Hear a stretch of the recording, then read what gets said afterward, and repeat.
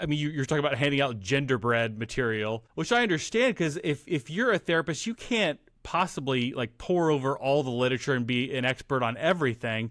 And so you have to say, what are best practices? And best practices for all the major medical and psychological organizations were saying like child gender transition is good. How is your thought shaped around this issue? Oh gosh. I mean, I think there's like a, I'm sure you're going to have to edit this because it's going to take me a while to find my words. You're good.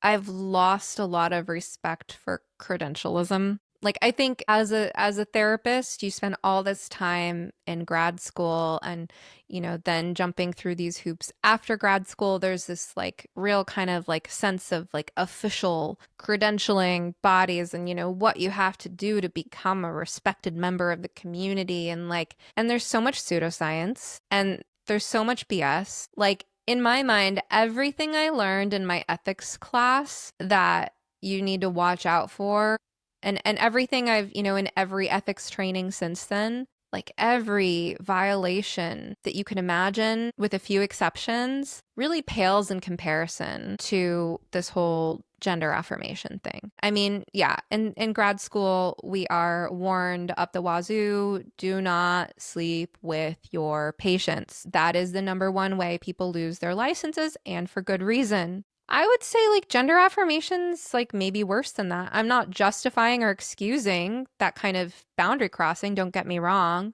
but it's I would say like worse because a therapist who sleeps with their patients is exploiting their authority, possibly, very likely actually re-traumatizing the patient in a familiar way involving not being able to trust authority figures to protect them and have their best interest at heart.